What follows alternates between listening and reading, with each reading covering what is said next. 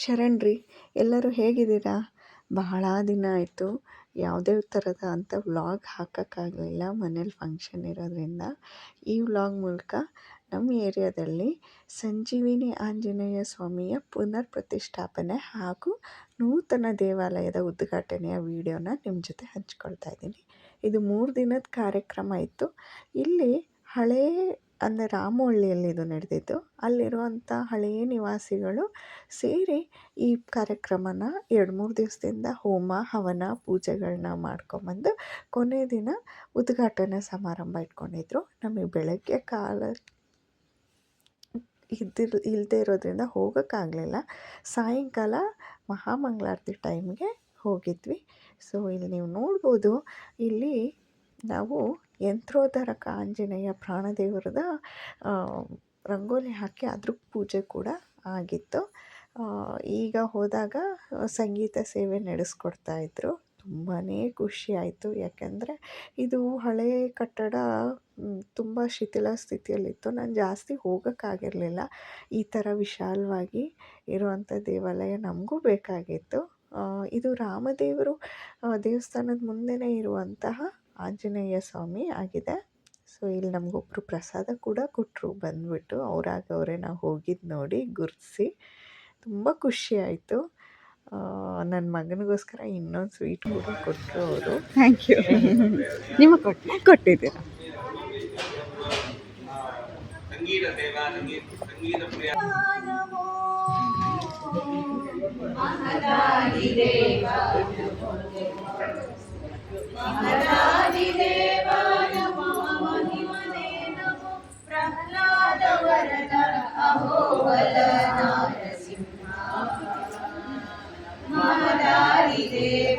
ನಮೋ ಮಹದಾದಿದೇವ ನಮೋ ಧರಣಿಗೂ ಬಸವಾಗೆ ತಾರಾಮಠವು ನಡುಗೆ ಸುರರು ಕಂಗೆಟ್ಟೋಡೆ ನಮವ ಬಿಟ್ಟು ತರುಗಿರಿಗಳಲ್ಲಾಡೆ ಶರದಿಗಳು ಕುದಿದು ಕುರಿಯನು ಉಳುತ್ತ ಉದ್ಭವಿಸಿದೆ ನಾರಸಿಂಹ ಮಹದಾದಿದೇವ ನಮೋ ಮಹದಾದಿದೇವ ನಮೋ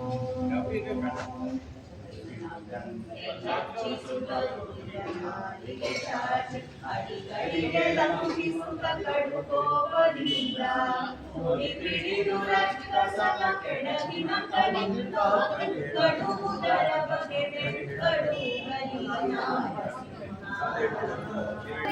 ನಿಂತು ಭಕ್ತರನ್ನು ಸಿರಿಸವಿನ ಗರುಡಾದ್ರಿಯಲ್ಲಿ ನಿಂತು ಭಕ್ತರನ್ನು ಸಲಹು. ಇದಾದ ನಂತರ ಮಹಾಮಂಗಳಾರತಿ ಕೂಡ ಇತ್ತು. ನಾವು ಇಲ್ಲಿ ಮಂಗಳಾರತಿ ಮುಗಿಸ್ಕೊಂಡು ಪ್ರಸಾದ ತಗೊಂಡು ಬರ್ತಾಯಿದ್ದೀವಿ.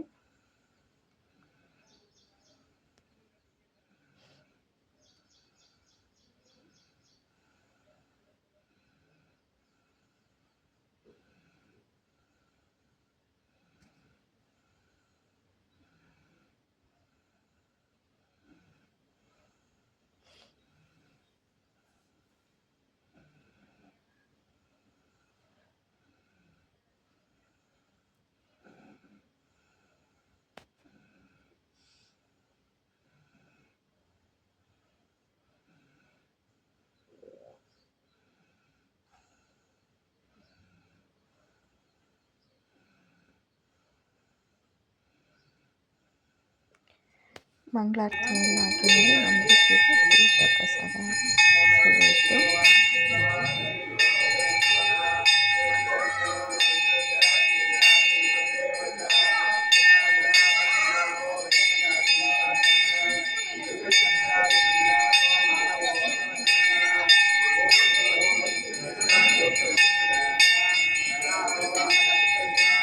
ಹಾಗೆ ರಾಮವಳ್ಳಿಯಲ್ಲಿರುವಂಥ ರಾಮದೇವರು ಮತ್ತು ಮೂಲ ಆಂಜನೇಯ ಸ್ವಾಮಿಯ ಪ್ರತಿಷ್ಠಾಪನೆಯನ್ನು ಶ್ರೀ ವ್ಯಾಸರಾಯರು 300 ವರ್ಷಗಳ ಹಿಂದೆಯೇ ಪ್ರತಿಷ್ಠಾಪನೆ ಮಾಡಿದ್ದಾರೆ.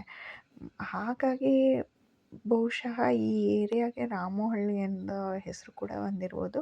ಇಲ್ಲಿ ಬರೀ ಮುಕ್ತಿನಾಗ ಹಾಗೆ ಸಾಲಿಗ್ರಾಮ ಶ್ರೀನಿವಾಸನ ದರ್ಶನ ಮಾಡೋಕ್ಕೂ ಮುಂಚೆ ಈ ದೇವ್ರುಗಳ ದರ್ಶನನೂ ನೀವು ಮಾಡ್ಕೋಬೇಕು ಅಂತ ಕೇಳ್ಕೊತೀನಿ. ನೋಡಿ ಪ್ರಸಾದ ಸಿಕ್ತು, ನಾವು ಪ್ರಸಾದ ತಗೊಂಡು ಹಾಗೆ ಈ ನಾಗರಕಲ್ಲು ಕೂಡ ಪ್ರತಿಷ್ಠಾಪನೆ ಆಗಿದೆ. ನೀವು ಬನ್ನಿ, ವಿಡಿಯೋ ಹೇಗಿತ್ತು ಅಂತ ತಿಳಿಸಿ. ಧನ್ಯವಾದಗಳು.